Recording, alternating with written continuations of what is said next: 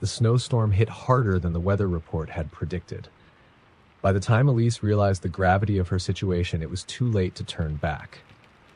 Her car, an old sedan barely equipped for harsh winters, struggled against the thickening snow on the mountain road. The windshield wipers swung frantically, but the world beyond was a blur of white. When the engine sputtered and died, Elise knew she was stranded. She wrapped her coat tighter and reached for her phone, only to find there was no signal. The biting wind howled outside as the cold seeped into the car. Panic threatened to take hold, but she forced herself to think rationally. In the distance, through the swirling snow, she saw the faint outline of a cabin nestled among the trees. Relief washed over her. Shelter. Maybe even help. Elise trudged through the knee-deep snow, her boots barely holding up against the icy onslaught. The cabin looked old, its wooden frame weathered and darkened by time, but there was light flickering in the window. She knocked on the door, her gloved hand trembling. A moment passed, then another. Just as she was about to give up, the door creaked open. A man stood in the doorway, his face gaunt and pale, framed by wild, unkempt hair. His eyes were piercing, but there was a strange kindness in them. "You're caught in the storm," he said, his voice low and rough. He stepped aside. "Come in. You'll freeze to death out there." The warmth inside hit her like a wave. A fire crackled in the hearth, casting long, flickering shadows on the walls. The man introduced himself as Walter and offered her a blanket and a steaming cup of tea. As she sipped, Elise noticed the interior of the cabin. It was sparse, almost too neat, as if no one truly lived there. Yet something about Walter's demeanor put her at ease, until she glanced at the walls. They were adorned with hunting trophies, antlers, animal skulls, and stretched-out pelts. But the most unsettling thing was the row of photographs. Black and white portraits of people, all staring directly into the camera with expressions that ranged from somber to terrified. "Your family?" she asked, her voice shaky. Walter paused, his eyes lingering on the photographs. "You could say that," he muttered, then quickly changed the subject. "Storm should blow over by morning. You can leave then." That night, Elise lay on a cot near the fire, unable to sleep. The shadows cast by the flames seemed to move, writhing and twisting unnaturally. The cabin creaked and groaned as if alive. Then came the sound, a faint scratching, almost too soft to notice, coming from beneath the floorboards. Her breath hitched. She listened intently, heart pounding. The scratching grew louder, more frantic. It wasn't the sound of an animal. It was deliberate. Human. "Walter?" she whispered, sitting up. He didn't respond. He was seated in a rocking chair by the window, staring out into the storm. His body was perfectly still, the firelight reflecting off his unblinking eyes. "Walter?" she tried again, louder this time. He turned his head slowly, unnervingly slow, and smiled. "It's just the wind," he said. "Get some rest." But Elise couldn't rest. The scratching continued, joined by faint whispers that seemed to rise from the very walls. She decided to investigate. Quietly, she crept to the edge of the room where the floorboards seemed loose. Her fingers dug into the gaps, prying one up. The smell hit her first. Rotting, putrid, unmistakably human. Beneath the floorboards lay a small makeshift cellar. In the dim light, Elise saw bones, too many to count, scattered among tattered clothing and broken chains. She clamped a hand over her mouth to stifle a scream. Behind her, Walter's voice broke the silence. "I told you to rest." Elise spun around, but Walter was already upon her, his face a mask of rage and madness. She fought, kicking and clawing, but he was impossibly strong. He dragged her toward the cellar, his grip like iron. "No one ever leaves," he hissed, his eyes wild. Desperation surged through her. She grabbed the loose floorboard and swung it with all her strength. The edge caught him across the temple, and he crumpled to the ground. Elise didn't wait to see if he was unconscious or worse. She bolted for the door, the icy wind cutting through her as she stumbled into the storm. The snow was relentless, but adrenaline drove her forward. She didn't stop until she saw headlights in the distance, a plow clearing the road. She flagged it down, collapsing into the arms of the driver. Between gasps, she told him about the cabin and Walter. The driver's face darkened. "There's no cabin up there," he said. "Not anymore. Burned down years ago after the owner went mad and killed a bunch of travelers. They say he still haunts the place." Elise turned to look back at the woods. The storm had begun to clear, revealing an unbroken expanse of snow. There was no cabin, no light, no sign of Walter. Only her footprints leading to nowhere. The blizzard had come out of nowhere, a wall of white that swallowed everything in its path. Eric had been hiking alone in the remote forest trails of northern Minnesota, testing himself against the elements, but nature had outmatched him. The temperature had plummeted to a bone-chilling low, and he was now hopelessly lost. His only hope was to find shelter before nightfall. Just as despair began to creep in, Eric spotted it. A small, dilapidated cabin barely visible through the swirling snow. Relief flooded him as he stumbled toward it, his legs barely responding after hours in the cold. The cabin looked ancient, its wooden slats warped and blackened by time, but the sight of smoke curling from the chimney gave him hope. Eric pushed open the heavy wooden door and stepped inside. The warmth was immediate, almost suffocating after the bitter cold. A fire roared in a stone hearth, and the room smelled faintly of wood smoke and something sweet, almost like decay. The cabin was simple, a table, 2 chairs, and a bed pushed into the corner. A figure stood by the fire, hunched and cloaked in a thick, fur-lined coat. "Thank you," Eric gasped, pulling off his gloves and stomping snow from his boots. I was going to freeze out there." The figure turned slowly. It was an old man, his face deeply lined and pale, his eyes a sharp, unnatural blue that seemed to glow in the firelight. "Storm caught you, didn't it?" the man rasped, his voice gravelly and low. Eric nodded, still shivering despite the heat. "Yeah. Do you mind if I stay until it passes?" The old man studied him for a long moment before gesturing to the chair nearest the fire. "Sit. Warm yourself." Eric sank into the chair, letting the heat seep into his frozen limbs. The man moved to the corner of the room, thus retrieving a pot from a shelf and hanging it over the fire. The sweet smell grew stronger as whatever was in the pot began to simmer. "What's cooking?" Eric asked, trying to make conversation. The old man turned, his movements stiff and deliberate. "Stew," he said simply. "You'll need it. Night's long." Something about the way he said it made Eric uneasy, but he was too cold and too desperate to question it.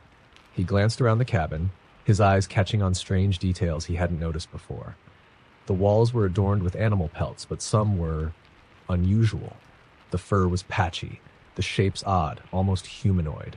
And then there were the scratches, deep gouges in the wooden floor, leading from the doorway to the bed.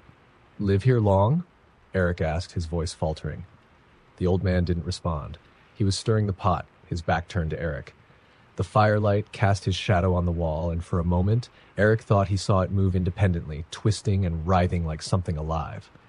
"I think I should head out," Eric said, rising from his chair. The old man turned sharply, his glowing blue eyes locking onto Eric's. "The storm hasn't passed," he said, his voice almost a growl. "You'd never make it." Eric hesitated, his instincts screaming at him to leave. But he looked out the small window and saw nothing but white. The storm was still raging. He nodded reluctantly and sat back down. As the hours dragged on, Eric's unease grew. The old man barely spoke, and when he did, his words were cryptic and unsettling. "The forest takes what it's owed," he said at one point, staring into the fire. "It always does." Eric tried to sleep, but every time he closed his eyes, he felt the weight of the man's stare. And then there were the sounds, soft thuds like footsteps coming from above. The cabin had no second floor. "What's that?" Eric finally asked, his voice trembling. The old man didn't look up. "Nothing you want to know." Eric's heart pounded. He was done ignoring the gnawing dread. He needed to leave, storm or no storm. Quietly, he pulled on his coat and boots, trying not to draw attention. But as he reached for the door, the old man spoke. "You'll never get out," he said, his voice low and menacing. "It doesn't let you." Eric ignored him, yanking the door open and plunging into the storm. The cold hit him like a physical blow, but adrenaline drove him forward. He ran blindly, the snow blinding him, his breath freezing in his throat, and then he saw them, figures in the snow. At first, he thought they were other hikers, maybe rescuers, but as he drew closer, he saw their faces, or rather, their lack of faces. Their skin was smooth, featureless, like wax figures. They moved toward him in jerky, unnatural motions. Eric turned and ran, his terror giving him speed. The figures followed, their movements faster now, more deliberate. He stumbled, falling face first into the snow, and when he looked up, he saw the cabin ahead of him. It was impossible. He had run in the opposite direction. The door creaked open, and the old man stood in the doorway, his glowing blue eyes fixed on Eric.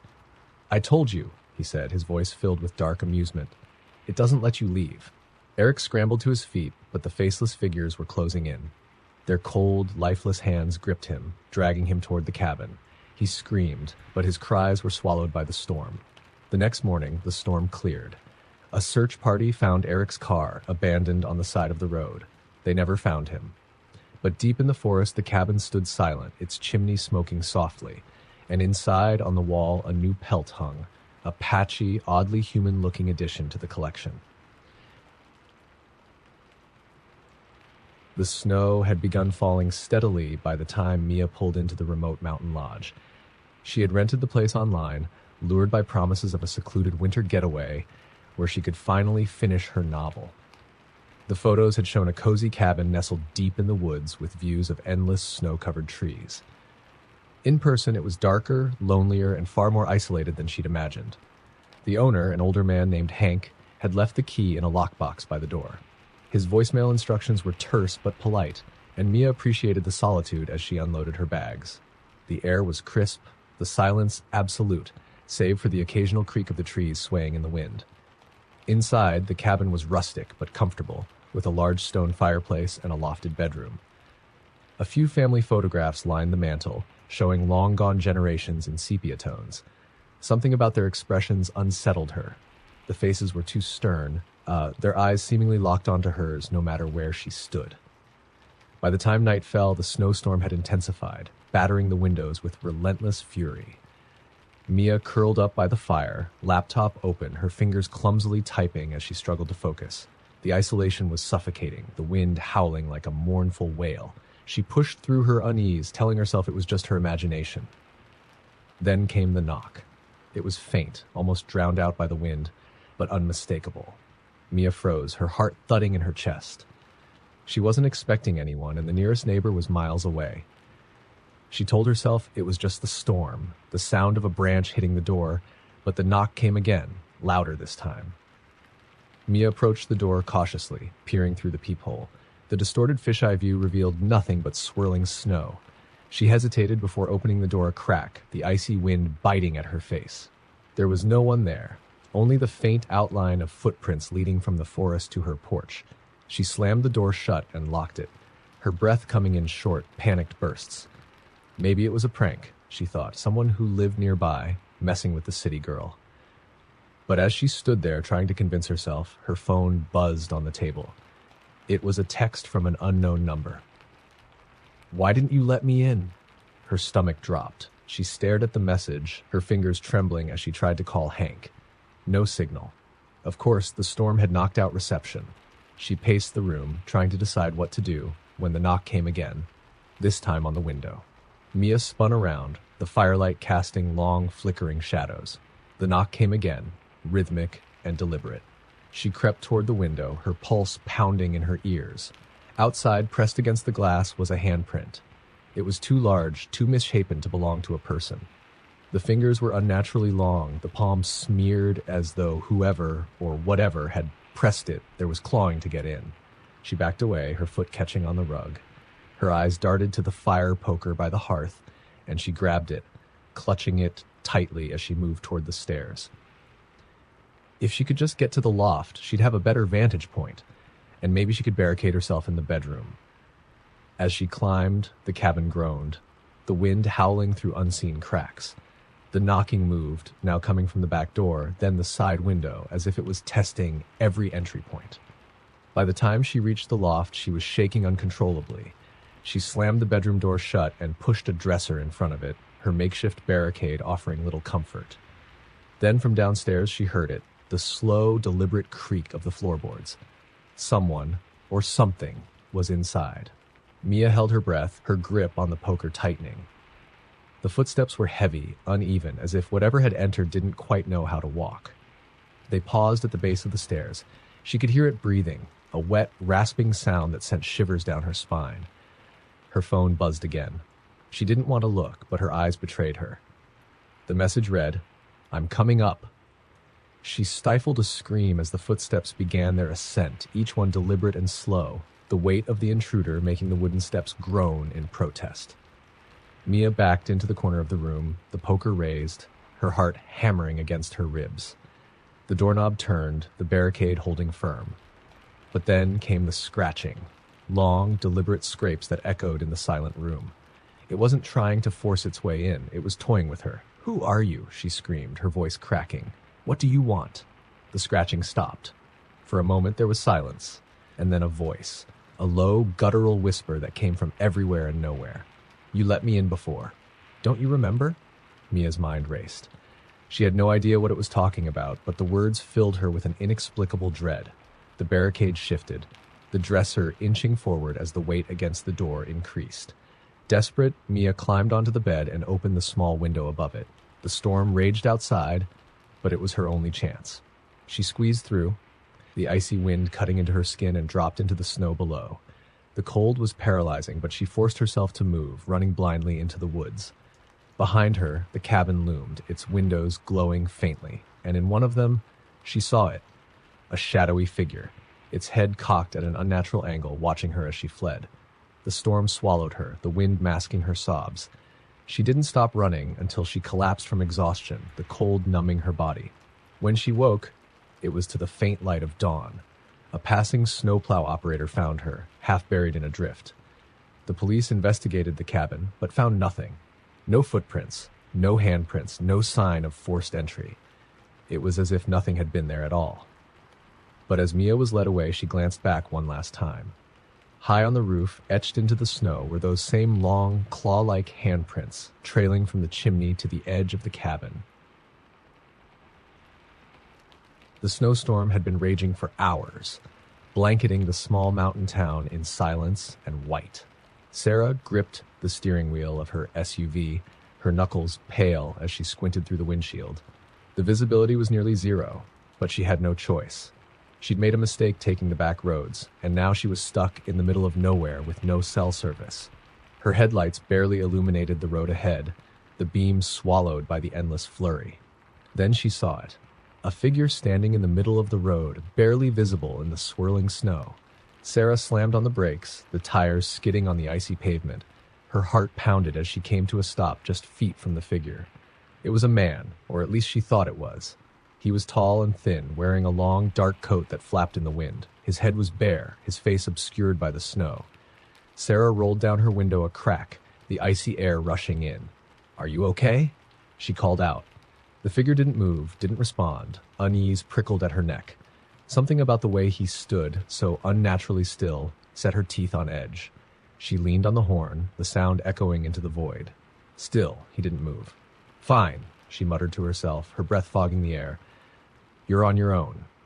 She rolled up the window and slowly edged the car forward, steering around him. As she passed, she glanced out the side window. The figure's head turned to follow her, though his body remained perfectly still. His face was pale, his eyes dark hollows that seemed to pull the light from the air. Sarah's pulse spiked, and she pressed the gas, her SUV fishtailing slightly as she hurried to put distance between herself and the stranger.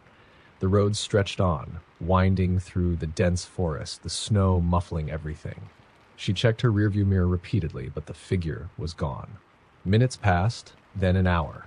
The snow was relentless, piling higher and higher along the edges of the road. Sarah was starting to think she might have to pull over and wait for the storm to pass when her headlights caught something ahead. It was him again. The same figure, standing in the middle of the road, staring directly at her. "No," she whispered, her stomach knotting. "That's impossible." She hadn't passed any side roads, no turnoffs or trails. There was no way he could have gotten ahead of her. Panic set in as she slammed on the brakes again, her SUV skidding to a stop just yards from the man. This time he moved. Slowly, deliberately, he raised one arm and pointed into the forest. "What do you want?" she yelled, her voice shaking. The figure didn't answer, his hand unwavering as he pointed into the dark woods. Sarah's instincts screamed at her to stay in the car, to lock the doors and drive as far as she could. But something about his gaze held her in place, as if an unseen force were compelling her to move. Shaking, she turned off the engine and stepped out into the storm. The cold was immediate, biting through her coat as the wind whipped around her. The figure didn't move as she approached, his finger still pointing into the trees. "Why are you doing this?" she demanded, her voice nearly lost in the howling wind. Without a word, the figure turned and began walking into the forest. His movements were strange, almost jerky, as if he weren't entirely in control of his body. Against every instinct, Sarah followed, her boots crunching in the deep snow. The forest was dense, the towering pines heavy with snow. The figure moved effortlessly through the drifts, while Sarah struggled to keep up.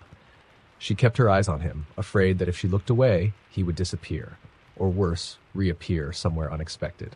They came to a small clearing, and the figure stopped. In the center of the clearing was a hole, a perfectly round void in the snow. It was deep, the edges lined with jagged ice. From the darkness below came a sound, a faint, wet whisper that made Sarah's skin crawl. "What is this?" she asked, her voice trembling. The figure turned to face her. His hollow eyes seemed to glow faintly in the dim light. Slowly, he raised both hands and removed his coat. What lay beneath was not human. His torso was skeletal-like. The skin stretched tight over his bones, and his arms were too long, ending in fingers tipped with black, claw-like nails. Sarah stumbled backward, her breath catching in her throat. The figure pointed to the hole again, his claws glinting in the faint light. The whispering grew louder, more insistent, and Sarah realized it was saying her name. "No," she said, her voice barely audible. "I'm not going down there." The figure tilted his head as if considering her words. Then, with terrifying speed, he lunged. His claws raked across her arm, drawing blood as she screamed and fell into the snow. He grabbed her by the ankle, dragging her toward the hole. The whispers turned into a deafening roar, a cacophony of voices calling her name. Sarah kicked and clawed, her fingers digging into the snow as she fought to escape. But his grip was unyielding, his strength inhuman. She was at the edge now, the darkness below swallowing the light. The whispers became clear, each voice distinct, each one familiar. They were her friends, her family, people she'd lost, and people who were still alive. With one final scream, Sarah was pulled into the void. The next morning, the storm cleared. Search teams found her SUV abandoned on the road, the driver's side door open and footprints leading into the forest. They followed the trail to the clearing where the snow was untouched, save for a single set of prints leading to a hole in the ice. But the hole wasn't deep. It was shallow, no more than a few feet. At the bottom, they found nothing but Sarah's boots and the faint outline of claw marks etched into the ice.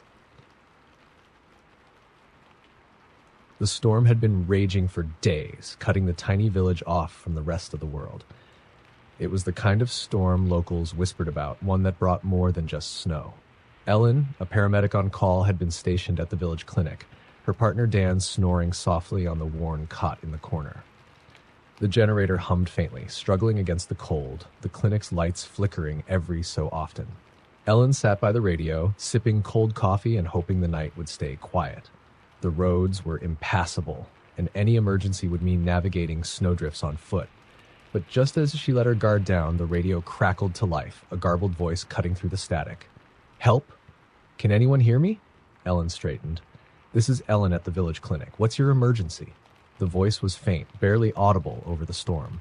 "I'm lost, trapped, please." The signal faded in and out, but Ellen caught enough to get the gist. Someone was stranded. She glanced at Dan, who stirred but didn't wake, and grabbed her parka and gear. The voice on the radio had mentioned the old road leading up to the abandoned logging camp, a place locals avoided even in good weather. She hesitated for a moment. Something about the voice unsettled her. It was strained, desperate, but not entirely human. Shaking off her unease, she grabbed a flashlight and snowshoes, leaving Dan a note before heading out into the storm. The cold was brutal, the wind howling like a living thing. Ellen trudged through the knee-deep snow, her flashlight barely piercing the swirling white. The logging camp was about a mile from the clinic, but the trek felt endless, each step a battle against the elements.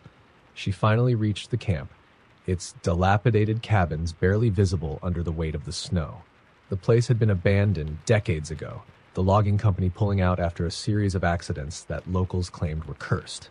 Ellen didn't believe in curses, but the place had an aura of neglect that made her skin crawl. "Hello," she called out, her voice swallowed by the storm. "I'm here to help." There was no response, only the moan of the wind through the trees. She scanned the area with her flashlight, the beam catching on something in the snow, a trail of footprints leading toward one of the cabins. The tracks were fresh, too fresh for the storm to have erased, and yet something about them was wrong. They were too long, the spacing too wide, as if whatever had made them didn't walk like a human. Ellen's breath hitched, but she forced herself to follow the trail. The footprints led to the largest cabin, its door hanging ajar. She stepped inside, her flashlight casting long shadows across the broken furniture and peeling wallpaper. "Hello?" she called again, her voice shaking. From deeper in the cabin came a faint sound, a wet, gurgling noise that set her nerves on edge. She moved cautiously, her boots crunching on the frozen floorboards, until she reached a back room. The scene inside stopped her cold. A man was slumped against the wall, his face pale and frozen, his lips blue. His eyes were wide open, staring at nothing, and his hands were twisted into claws. Ellen knelt beside him, checking for a pulse, but he was long gone. His coat was torn, the fabric soaked with blood, but there was no sign of a wound. The gurgling sound came again, louder now, and Ellen realized it wasn't coming from the man. She turned slowly, her flashlight trembling in her grip. The beam landed on a dark corner of the room where something crouched, its form barely visible in the shadows. "Who's there?" Ellen demanded, her voice cracking. The thing moved, unfolding itself with unnatural grace.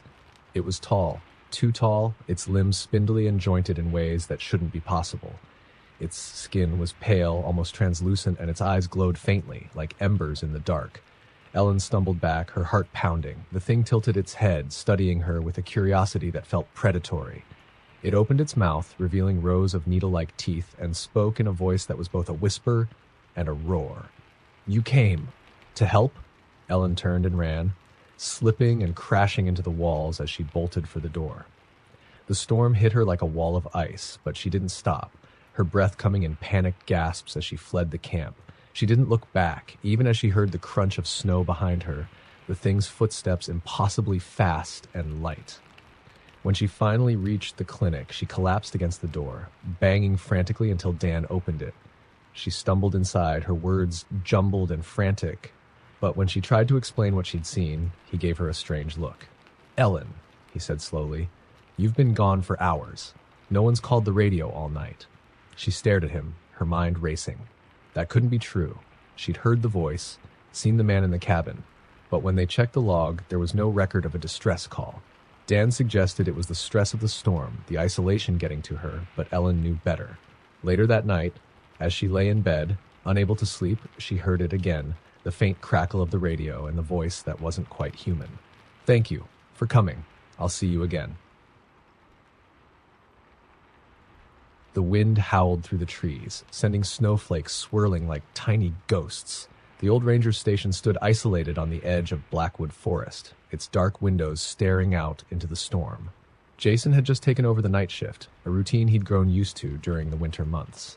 It was quiet work, mostly monitoring for stranded hikers or lost hunters, though few dared to venture into the forest this time of year. He sipped his coffee, the bitter warmth a poor substitute for real company. The ancient radio crackled occasionally, but no calls came through. Outside, the snowstorm raged, the kind of blizzard locals warned could bury you alive. Jason was halfway through a crossword puzzle when the station's emergency phone rang, its shrill tone cutting through the quiet. Frowning, he picked it up. "Blackwood Ranger Station. This is Jason." For a moment, there was only static. Then a voice came through, faint and trembling. "Help. I'm lost. I don't know where I am." Jason straightened in his chair. "Can you tell me your location? Do you see any landmarks?" The voice hesitated. "Trees. So many trees. I think I'm near the old cabin." Jason's blood ran cold. The old cabin. He'd heard stories about it. A dilapidated structure deep in the woods, long abandoned. Some said it was cursed, others claimed it was home to something far worse. He didn't believe in ghost stories, but the mention of the cabin unsettled him. "All right," Jason said, keeping his tone steady. "Stay where you are. I'll come find you. Just keep talking so I can pinpoint your location." The voice faltered. "No, you don't understand. It's here. It's outside, watching me." Jason's hand tightened on the phone. "What's watching you?" A long pause. Then in a whisper, "It's not human." The line went dead. Jason stared at the phone, his mind racing. The protocol was clear. If someone was in danger, he had to investigate. He grabbed his flashlight, radio, and coat, his heart pounding as he stepped into the storm. The forest was a wall of white, the snow muffling every sound except the crunch of his boots. He followed the trail leading toward the cabin, his flashlight barely cutting through the swirling snow. The trees loomed around him like skeletal sentinels, their branches creaking in the wind. After what felt like an eternity, he saw it. The faint outline of the cabin, its roof sagging under the weight of the snow. Jason approached cautiously, his instincts screaming at him to turn back. The door was ajar, swinging gently on its hinges. "Hello?" he called out, his voice swallowed by the storm. There was no response. He stepped inside, the floorboards groaning under his weight. The cabin was freezing, the air thick with the smell of mildew and decay. His flashlight beam swept across the room, revealing broken furniture, cobwebs, and footprints. Fresh footprints in the snow-dusted floorboards, leading to the far corner. Jason followed them, his breath clouding in the icy air. The prints ended abruptly at a wall. There was nothing there, no door, no window, just the rotting wood. And then he heard it, a low, guttural sound like a growl coming from above. Jason froze, his flashlight trembling as he aimed it upward. The ceiling was wrong. It bulged unnaturally, the wood shifting as if something massive was pressing against it. Then slowly it began to peel away. A face emerged. Pale, elongated, with eyes that glowed like embers. Its mouth stretched wide, revealing jagged teeth that dripped with a black tar-like substance. Jason stumbled backward, his flashlight clattering to the floor. The thing on the ceiling moved with impossible speed, its limbs spider-like as it descended toward him. He scrambled for the door, his mind screaming in terror as the creature's growls turned into a cacophony of voices, each one mimicking the plea he'd heard on the phone. "Help me! Help me! Help me!" Jason burst into the storm, running blindly through the snow. The forest seemed alive, the trees closing in around him, their branches clawing at his coat. He didn't stop until he reached the ranger station, slamming the door behind him and locking it tight. He grabbed the radio, his hands shaking as he called for backup, but the only response was static. Then through the crackling came the same voice. "Help me. I'm lost." Jason dropped the radio, his breath coming in ragged gasps. He turned toward the window, the snow outside falling in eerie silence. And there, standing just beyond the glass, was the creature. It grinned at him, its mouth stretching far too wide. Then it raised a hand, pressing it against the window, its claws scraping slowly across the glass. It didn't need to break in. Jason knew it was only a matter of time before the storm itself swallowed him whole. The snowstorm had crept in faster than anyone expected, blanketing the mountains in an unforgiving white shroud. Molly and her friends, Ryan, Sarah, and Ethan, had planned their weekend getaway at the secluded cabin for months, and no one wanted to cancel because a little snow. By the time they arrived, the single winding road leading to the cabin had disappeared under layers of ice and snow. The four of them were officially cut off, the nearest town miles away. The cabin was cozy enough with a roaring fireplace and plenty of provisions to last through the storm. At first, the isolation felt charming, even thrilling. They played board games, laughed at old stories, and drank hot cocoa laced with whiskey. But as the storm intensified, an oppressive silence settled over the forest, broken only by the wind's mournful howling. On the second night, Ethan decided to step outside for a smoke. Molly watched him from the window, his silhouette barely visible in the swirling snow. She frowned. He was standing unnaturally still, staring into the woods. "Ethan?" she called out, cracking the door open. The icy wind slapped her face. "Are you okay?" He didn't answer. Instead, he dropped his cigarette and walked back inside, brushing past her without a word. His face was pale, his eyes unfocused. "What's wrong?" Ryan asked, but Ethan just shook his head and sat down by the fire, staring into the flames. That night, Molly woke to the sound of scratching. It was faint at first, like nails against wood, but it grew louder, more insistent. She sat up, her heart pounding. The sound was coming from the front door. "Ryan?" she whispered, shaking him awake. He groaned but sat up, listening. The scratching stopped. "It's probably just a branch," he muttered, pulling the blanket over his head. But Molly wasn't convinced. She crept to the door, peering through the peephole. At first, she saw nothing but the snow-covered porch. Then something moved, something hunched and pale, its limbs too long, its body too thin. It crawled toward the door on all fours, its head cocked at an unnatural angle, as if listening. Molly stumbled back, her breath hitching. "There's something out there," she whispered. Ryan got up, annoyed. "It's probably an animal." A loud thud cut him off, the sound of something heavy slamming against the door. The entire cabin seemed to shudder. Sarah and Ethan woke up, their faces groggy and confused. "What's going on?" Sarah asked, her voice trembling. Before Molly could answer, another thud echoed through the cabin. And then came the voice. "Let me in." It was a soft, almost melodic whisper, but it carried through the room like a scream. Molly's blood turned to ice. The voice didn't sound human. It was too hollow, too cold. Ethan stood up suddenly, his eyes wide and glassy. "We have to let it in," he said, his voice monotone. "What are you talking about?" Ryan grabbed his arm, but Ethan shook him off. "It's been waiting. It's cold out there. We have to let it in." "No one's letting anything in?" Molly snapped, grabbing a fire poker for good measure. She turned to the others. "We're staying together, and no one opens that door." But Ethan was already moving, his hand reaching for the latch.